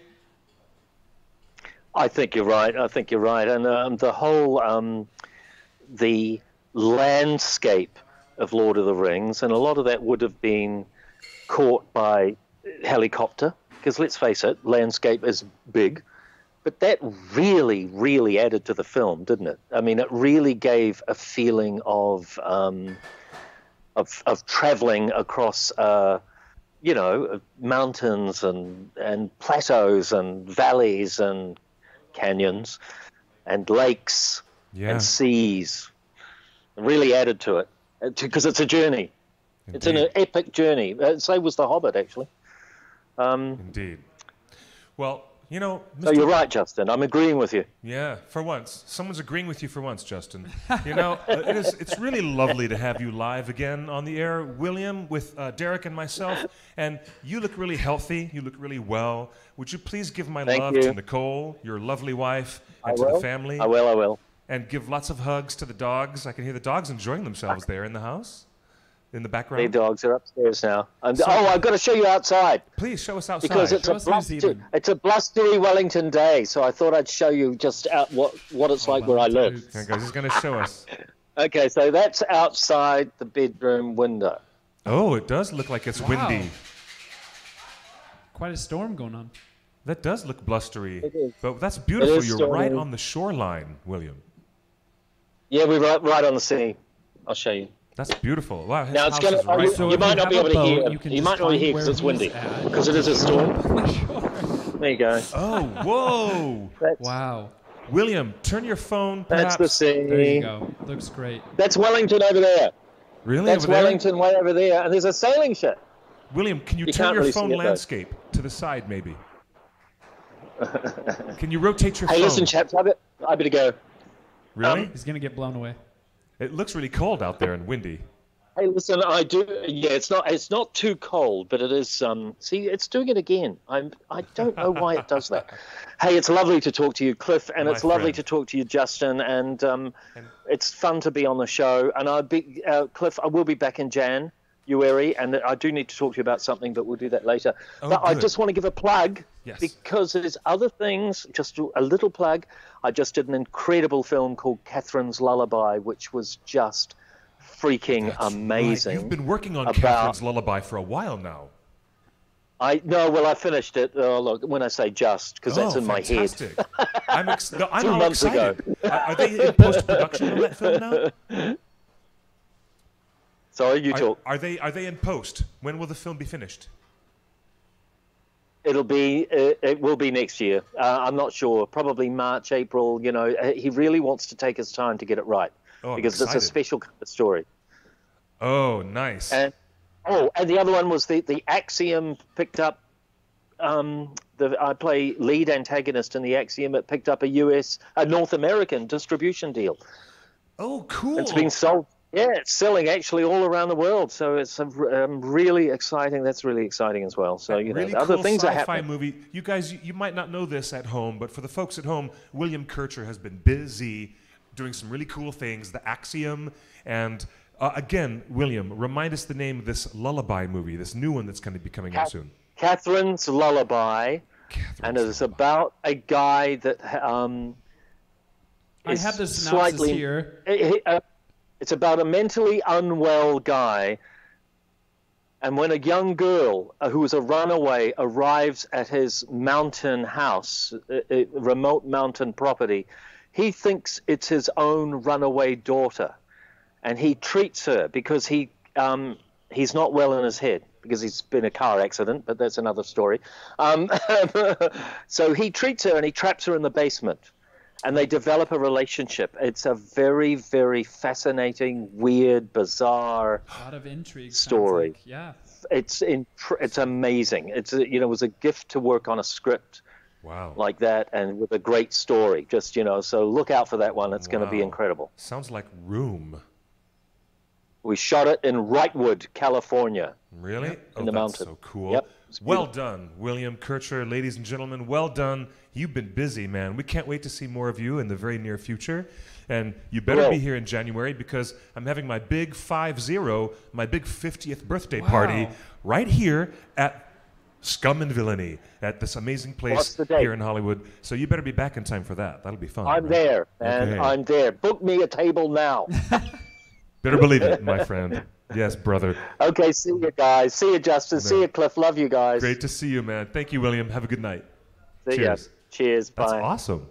Oh my God, ladies and gentlemen, we had a nice call from William Kircher. That was great. He joined us. I have the synopsis up. I want to talk about that. So, Catherine's Lullaby, the film that he was talking about, teenage runaway who's trapped by a delusional 45-year-old man pretends to be his daughter in order to escape. This sick but loving relationship evolved to a family she would kill to have. Ooh, that oh my great. goodness gracious! Don't spoil too much. That's the synopsis. Don't spoil it with the Don't synopsis. spoil too much. Hey guys, you know what? That's what we do sometimes on theonering.net. We get surprise visits from. We get the live audience walking in to join us. Hey guys, everyone's here. Yes. Having a cocktail. Delicious. And they've got the kitchen is open. There's going to be all kinds of good food. Yummy tonight. It's going to be yummy. What's going on, guys? How you doing? Yeah? To the hardworking staff of Scum and Villainy, they're shooting me with lasers. They've got a laser. Give me sights. laser. Yeah, there it is. I'll get out of your way. There it is. See, they got me on. They got me on the laser. All right. I can't host this on my own. No, please let me. I can't have you die. Take him first. Yeah. Don't take me first. Take him. Take him first. Let me do it. Let me do the show. Take Justin first. I could. Yeah. Well, I can't do Justin's It's job really, either. really wonderful to have some acknowledgement from people who work in the nitty-gritty of the New Zealand film industry, as William has for all of his life, and these other great actors who are in The Hobbit and make such beautiful, colorful presence of all the dwarves in the Hobbit film, because their personalities are so vibrant. These great actors, Mark Hadlow, and imagine doing what you love, John Callan, filmmaking in such a beautiful place as New Zealand, and William Kircher. That's incredible. So yeah, imagine working in. And yes, William Kircher was one of the trolls. I noticed that there was somebody in the chat earlier. I'm sorry I didn't get back to you, but we were busy talking with William, and they did identify correctly that William played not just the role of Bifur the dwarf. He was also one of the 3 trolls that get turned to stone. Can William do that move with his hands that he did at Bilbo's table, please? I'm sorry, Scott. A little late on that one. I should have asked him that. But there's a nice question. I should have asked him live on the air. From Oscar Villanueva. I wonder what were the main differences PJ was looking for The Hobbit versus Lord of the Rings, artistic and aesthetically speaking. The answer to you, Pippin, is yes, Pippin. TheOneRing.net is live on Skype. So Pippin or Pipske, you want to come in, and I want to talk to you, Pipske, as well before the show is over on Skype. Join us. And of course, send your messages to the hotline 530-64-FRODO. What was that you just said, my friend? The question was asked, I wonder what the main differences Peter Jackson, was looking for The Hobbit versus Lord of the Rings, artistic and aesthetically speaking. What's the main differences? Yeah, between Hobbit's aesthetic and Lord of the Rings aesthetic. Well, you know, Oscar, the thing that was most telling, the thing that really opened my eyes was that Philippa Boyens, the screenwriter, Oscar-winning screenwriter, had actually said that something in the way The Hobbit was written by Professor Tolkien has this, what she called a golden-hued, golden-colored innocence. And she was describing that, I believe, in one of the behind-the-scenes pieces, because there's like 9.5 hours of great, maybe 10 hours of behind-the-scenes stuff on, the appendices for The Hobbit. But it was the way that she described the language. She said it was more interesting to them in the first film of The Hobbit that the language that Tolkien used, which is golden-colored, kind of looking at the world through rose-colored glasses a little bit. A child's eyes. Before things get darker. Yeah. Looking at the world of Middle-earth a little bit more innocently before things get weirder or darker. Like the first 3 books of Harry Potter before Goblet of Fire, when Cedric dies and everything gets dark. And you do notice, a big change in tone from Battle of the Five Armies, from where an unexpected journey actually begins. Yes. But you get this long, I wonder if it would have been different if we had not had a prologue. We had the whole big prologue about the dragon. Battle of the Five Armies? No, the prologue to the unexpected journey. The beginning of The Hobbit is as quiet, as calm as Bilbo sitting in the garden and relaxing. Yeah. But when you watch the Hobbit movies, you don't get to that point until about 12 or 14 minutes into the film. Yeah. Really. So the 14 minutes ahead of that is a lot of sturm and drang. Sure. There's a huge destructo scene where the dragon is blowing up Dale, killing people in the Lonely Mountain, killing dwarves, everyone's dying, and it gets really big and boisterous, but The Hobbit does not begin that way when you read the book. It is the quiet pleasures. And Oscar, that's a good question. The main difference that PJ was looking for aesthetically was to try to capture, as Philippa diagnosed, some of that golden-hued, brimming with innocence quality, but that only happens after you get the prologue out of the way. 16 minutes into the film, you get that Sturm and Drang and all that destruction out of the way. Prologues are interesting when The you consider fire, the Lord of the dragon Rings fire. trilogy, because or all of the Lord of the Rings films, including the Hobbits. The prologues are definitely interesting because I think the prologue to Two Towers is probably my favorite, but Battle of the Five Armies, with watching Smaug go down and then the title card coming, that was like, I love me a good title card, like super delayed. You know the movie's already started, but Me then too. there's a reminder like, That's true. in case you forgot, Me too. But This is Lord of the no, Rings. but that was a big editing Yes. mistake. The dragon should have been killed a year before. Sure. When the Desolation of Smaug came Well, out. should that it, was Cliff? a delayed All right, listen, satisfaction. listen. That really pissed me off. That was an editing choice that really aggravated look, me. they broke it up into three movies. I don't complain about the movies that much. Be but upset that about I'll the complain three about. movies, but yeah, I think that was a smart choice for starting Battle of the Five Armies. I thoroughly ultimately- enjoyed that more than how the film concludes. Let's just say. Ultimately, it was a great way to begin Battle of the Five Yeah, Armies. yeah. But it was at the expense of the second film. Sure. It was at the expense of the second film. Well, they went But the anyway, cliffhanger route, didn't they? Yeah. Hanger. Wah, wah, They went the hanger, cliffhanger The route. cliffhanger. Look, they did. They sure did. All right, Skype is on. Hey, Pit, World of Love 2. You want to come in on Skype? How you doing, Shad? Shad, you're with us in the live chat. He says, I remember when Frodo was on Mount Doom thinking about the Shire, and the colors turned so vibrant and warm, and then flashed back to the bleak, dark colors and shades of Mordor. Yep. There was a moment because the sky behind them changed, and there was a lot more color Yes. in the frame. That was Andrew Lesney and them talking about the best way to get colors and emotions. That definitely makes in me that think scene. of too. That's wonderful. In Force Awakens, when Kylo Ren is debating whether he should kill Han Solo. To bring it back to the Star Wars theme here at Scum and Villainy, when Kylo Ren is really trying to decide if he should kill Han Solo or not, and there's all the blue lighting on Han, Yes. and then right as Hello. Starkiller Base decides to pull all of the energy out, then Kylo decides to kill Han. He doesn't. Oh my gosh! Spoilers. Hey, is that Pippin? Hey, Merry Christmas, Pippin. Yes. How are you? Merry Christmas to you. You're on Skype. Justin's going to switch you over. She's got a so very we can be- festive hat Hold on, going on right now. hold on. There is, ladies and gentlemen. After we've been live on the air for almost 7 years, 7 years almost. Wow. Doing this live show, we have one of our original audience members. There she was. That was Sarah. Hey, Pippin, what's up, Pip? Are you there still, my friend? Because you were just there. I did not see Lee Pace in the Captain Marvel trailer. All right, we're calling you again, Sarah. We're going to bring you back live on the air. One of our original audience. You want to Skype live? You guys can always join us. It's on the One Ring Net. The One Ring Net. And you can find us as Barlaman Butterbur. See that guy? That's Derek Vandermillen. You see this guy? This is Clifford right here. Hosting for like 6.5 or 7 years. Come on in, Sarah. Are you going to be on the show or not? No, I guess she's not coming in. All right. Well, we tried. I liked your Santa hat, by the way. That was a fun Looked Santa great. hat. Okay, she's coming in now. All right. Tap that. Green button. Don't talk about Sarah that way. Stop that. No, the green button. Tap Clifford. the green button. What a dirty mind. I did not say anything. You guys, you are awful. You guys are really horrible. I just said tap the green button. You said tap that. Everyone heard And it. then I said, Everyone in the and chat then I heard said it. green button. You guys are just horrible. Well, Sarah, something's wrong with the Wi-Fi maybe, or the connection, okay? We'll tap the accept call. Wi-Fi is difficult on Tatooine. It's working weird. Here you go. Okay. There's other Pippins, by the Hi, way. Pippin. Hello. There's I'm not just Pippin. Pipsky. Hi, how are you? I'm Spartacus. There I'm you Pippin. are. It's There working she now. is. Hey, is that your phone, Sarah?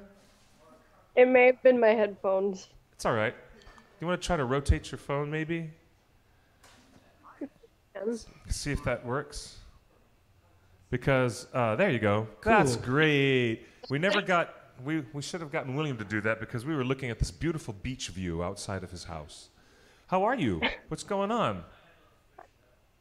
I'm good. I'm always so busy on Tuesdays, so I can't come in and say hello sometimes. I know. We haven't had the chance to see you live on the show in ages and ages. It's great to see you. Are you having a good holiday season so far? Yeah, so far.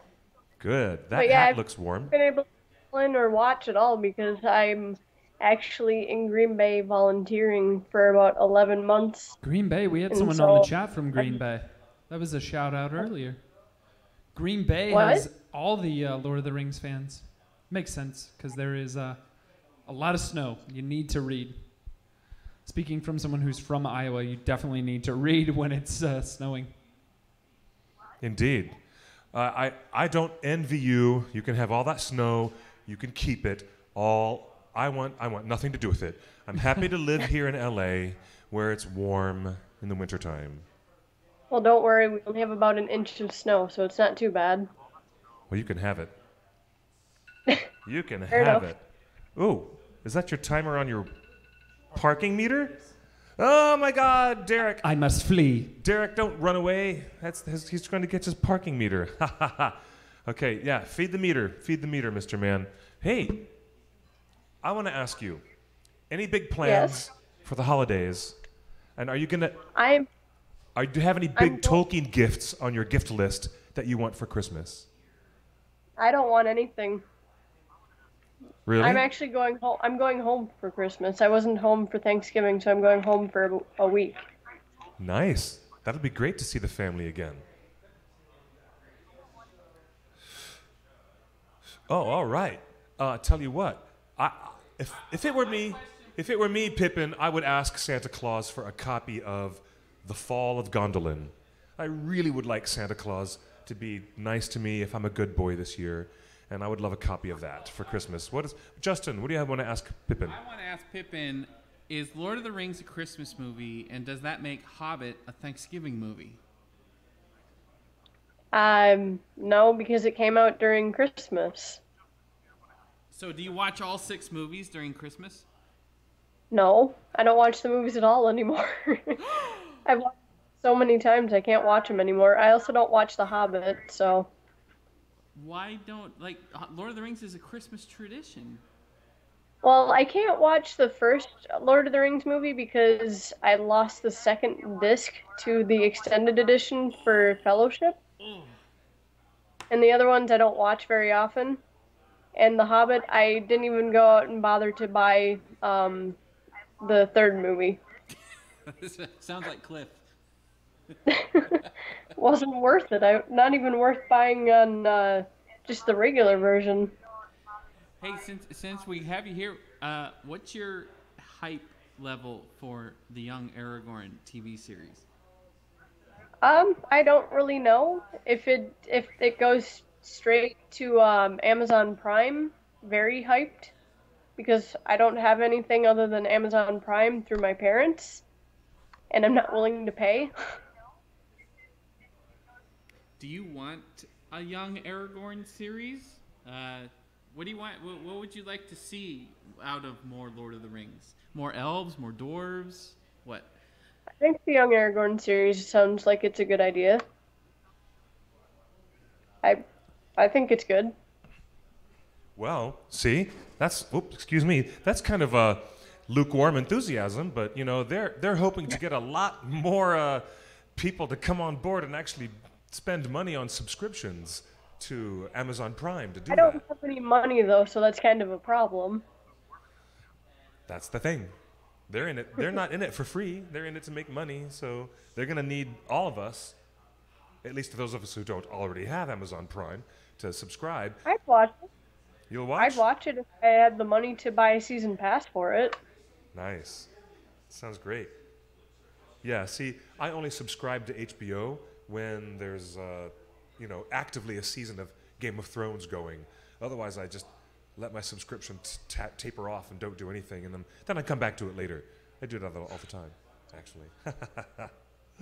Oh my gosh, it is so nice to see you tonight, Pippin. Great to see you on the show, my dear friend, after so long. Yeah, good to see you too. I love your Santa hat. You keep warm. Keep your head on I will. Keep your head in your books, Hermione. Yep. Keep your head in the books. Well, I'm not at school. I know. I'm just saying. That's something you say.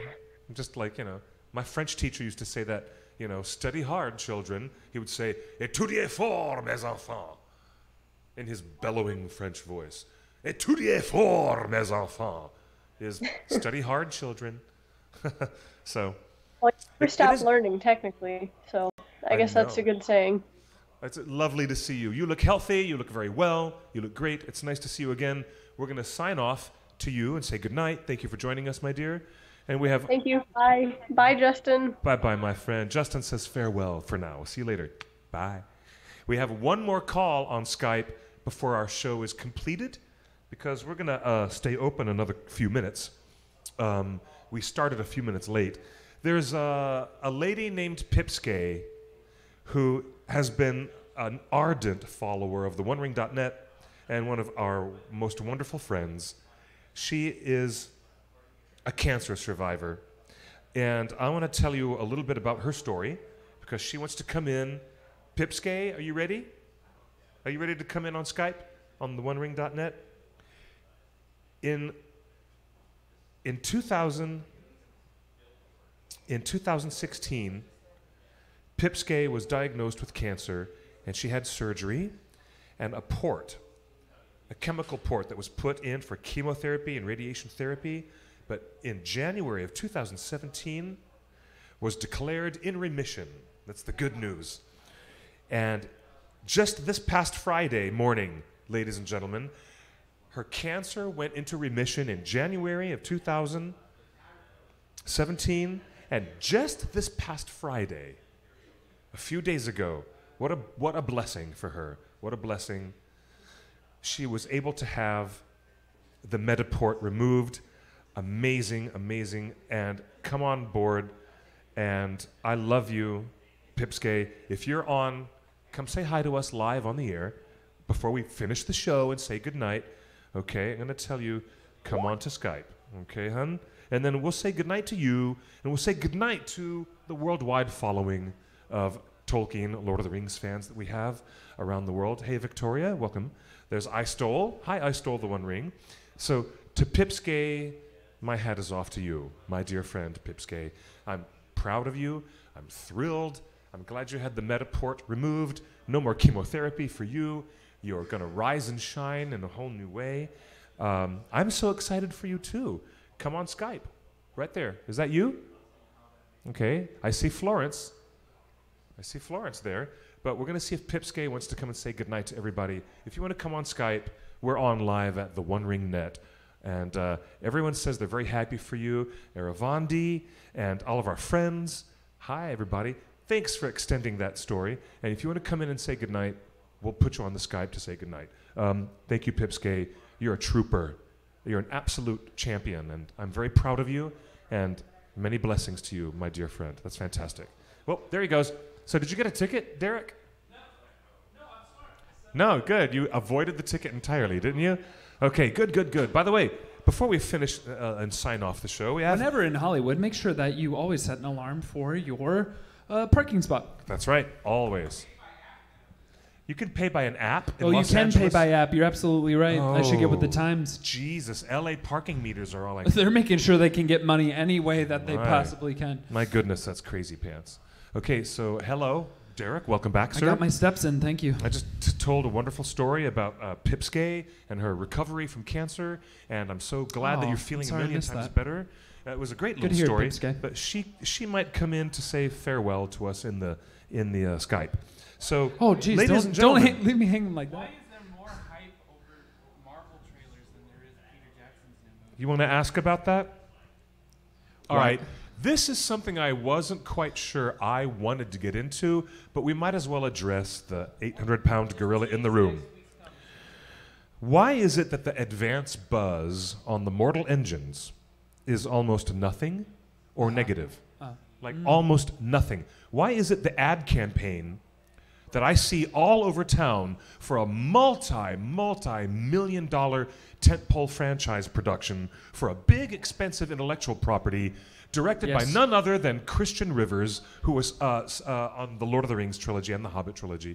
When I look at it, it's the worst poster I've ever seen for a movie all year.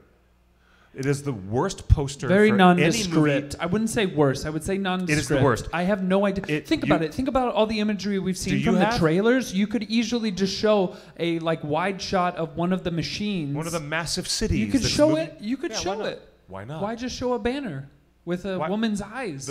Just her face is covered because her face is so disfigured, and the character is always hidden. Her Not face really. is She has just a scar, right? Actually, just the scar, a lot of the fans of the books are upset that the scar across her face is so hugely disfiguring that people are uncomfortable to look at her all the time. What? And that's why she's the lead character who has to keep her face covered because she is deeply disfigured. However, in the film, it looks like only the bottom of her mouth might be disfigured. Yeah. But the poster campaign is awful because I don't see any recognizable people, cast members or otherwise. Well, that's fine. I don't mind no names. All it says in big chunky text is it says from the Lord of the Rings makers. That's all it says. Hello, you're on the OneRing.net. Hey, where are you calling from? Hi, it's Kay. It's Kay. My phone doesn't strike very well. Oh, it's you, Pipsky. Hi. Hey. I am Pipsky. How are you doing, sweetheart? I'm glad to have you on the air. Pipsky, how you doing? I'm good. I'm good.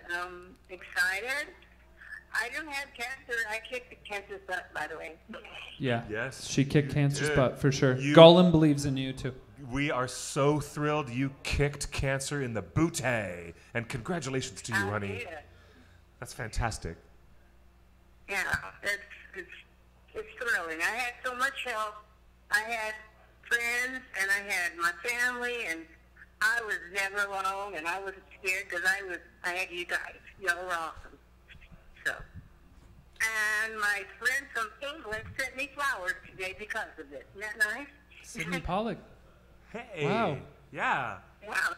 Wow, that's really cool, actually. That's very awesome. altruistic. Awesome. Hun, that's so great awesome. news. You know, it's been a long, long, long fight, hasn't it? It has. Started in April of 2016, 2 years. Wow. And, Eruvandi B says you're a warrior, Pipsky, and we definitely agree. January 2017, that my oncologist wouldn't let me take the port out till 2 years afterwards. That was his rule. Yeah. Wow. I'm so glad to have been somebody who was, even tangentially in your life and sharing our little show with you. Me too. I hope that we brought some joy or at least some goofy distraction to you during your convalescence. I hope. Absolutely. I do not miss Toy Tuesday. It's not. I don't do that because I look forward to it. I really do. Oh, me too. Yeah. You're so sweet, Pipsky. You're an absolute angel. I'm so proud of you. And everyone in the audience is just like, yes, you are a cancer survivor who sets the best example, I think, for people to really find that no matter who you are or how old you are or what you've been through, you've got to find that inner strength, and you've just got it within you. It's amazing. Yeah. It's amazing. It is. The reason, can I just say one thing? The reason why I'm excited about Watership Down coming on Netflix is because yes. Watership Down is one of my favorite things in the whole wide world. I'm really glad you mentioned it. And, I hadn't even realized it was coming on Netflix. Oh, my gosh. I just found out. And when it first came out, the books, my father and I read the book together, and we never did read anything together. And he's passed on. And so it's always going to be in my heart. I've always loved the book story, so I'm very excited that it's coming out. Yeah. I stole the One Ring says sending Pip hugs. So Pip, you're getting some virtual hugs from the chat right now. Yes. You're getting hugs and love from the chat. And I love that. You guys. I love that story that your father read Mr. Adams's beautiful book with you. He would read a chapter, we would talk about it. I would read a chapter, we'd talk about it. That's how we did it. And we went to the coast and read it one time together at the coast. So it's special. It's special. Yeah. That's good stuff. Really good stuff, hon. And that's right. Well, yeah. Derek had put the question earlier on the show. Out of anybody out of the Lord of the Rings you most identify with? Huh? Yeah, who would that be, Pipsquet? Who would you most identify with out of the Lord of the Rings characters? Say again, I'm sorry. Say again? What character would you most identify with from the Lord of the Rings? Oh, easy peasy. My cat's name is Pippin. I dress as Pippin for Halloween. Definitely on the nose, but like good. Great character. So I think it'd be Pippin. Yeah. Peregrine Took. Always so much mischief. I love it. And I was the defender of Pippin. I said, he didn't mean to. Leave him alone. Wow. Gandalf would tell him that. Wow. That's totally awesome. It's great to hear your voice, sweetheart. Great to hear your voice. Thank you, Pipsquet. Congratulations again, Pipsquet. Okay, thanks. Yep. We'll catch up with you soon. We'll probably be seeing you on the show next week. Okay, love? Bye-bye. Okay, bye. Thanks, honey. Nice job, everybody. And that was a lovely way to end the show. A story of survival and resisting evil cancer and fighting against the evil that is inside you and winning against it and being reborn and being all whole again, made whole, like Aragorn would do in the Houses of Healing. That's so cool. It's what these stories are about. I love that stuff. Yeah. That's a great story, Pipsquet. Thank you for that. And congratulations again.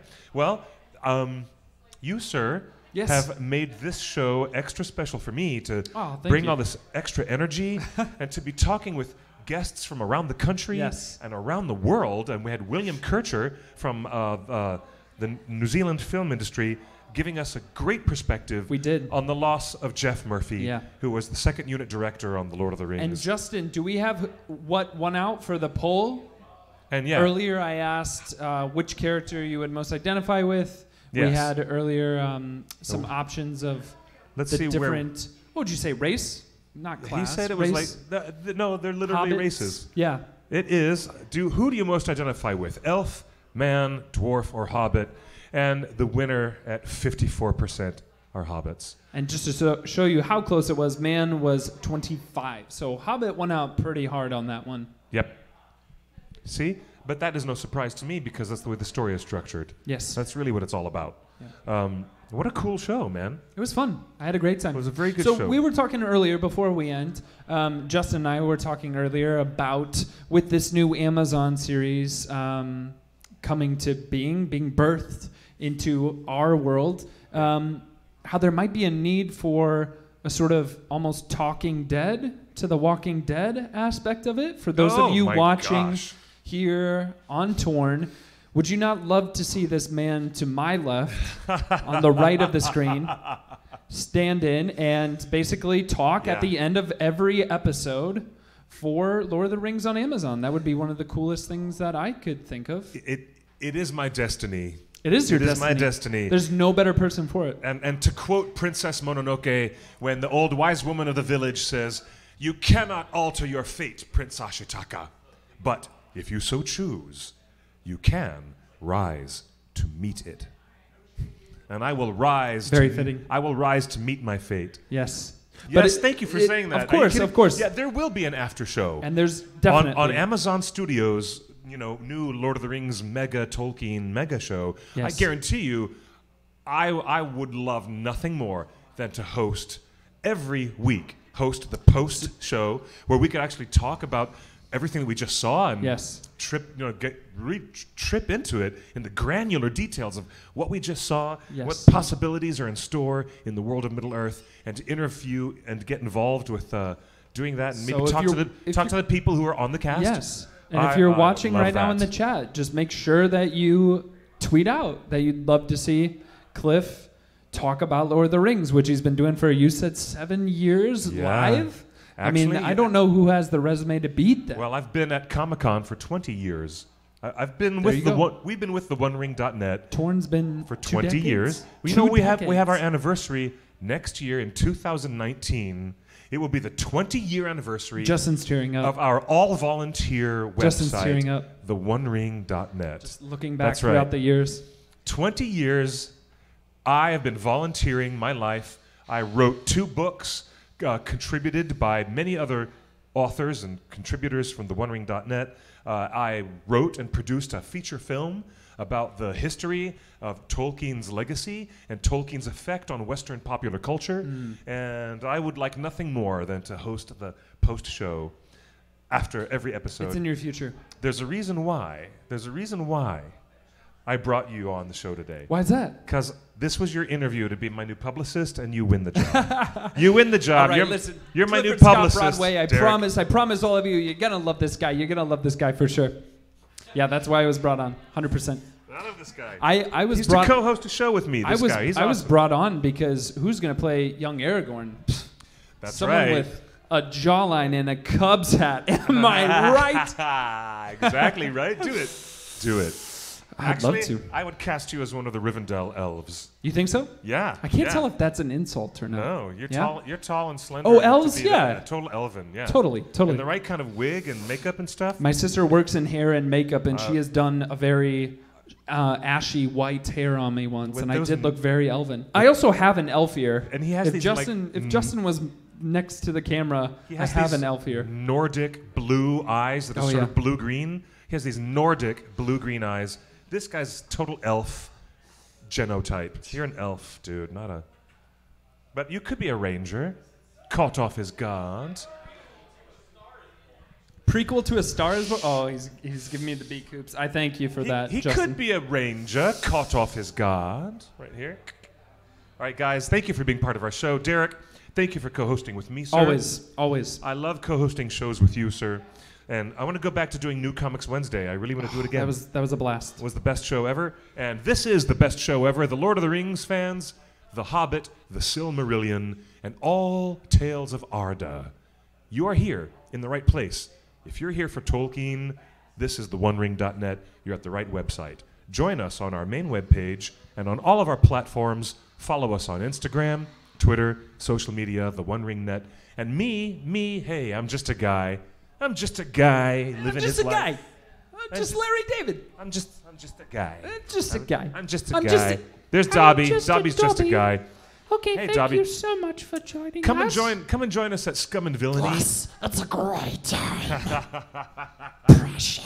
Come and have drinks and mischief and delicious food. The tacos are amazing. The hamburger's yummy. Oh my gosh, you guys are serving the food. I want a hamburger. Come join us and follow me on Instagram and Twitter at QuickBeam2000. That's right. You can find me, Clifford Broadway, at QUICKBEAM 2000. Can we cut the camera back to say goodnight? Yes. You can find me at QuickBeam2000. You can find this guy, Mr. Vandermillen, as well. Yes, my last name is a long Dutch last name, and I have managed to make a pun for it. So follow me at Vandermillennia on Twitter. So it's the only pun that Funny. works with that. So That's Vandermillennia.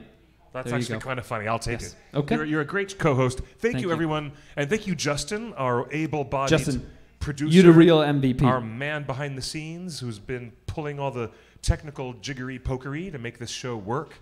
Thank you for everything. And Lots of levers and knobs and switches. helping all the Skype calls come in. Thank you also to you folks, because you're the best. Oh, Gian Thank you Bourgeois, for- thank you for that. Thank you for including me. Jen, And Jen. you too, Kay. Hello, Jen Thank Bourgeois. you. We love you guys. There will be much more to come, much more news and rumors and information about Amazon's TV series. As we get the details, we will bring the news to you here first. Thank you, everyone, and good night. Cheers. And good luck.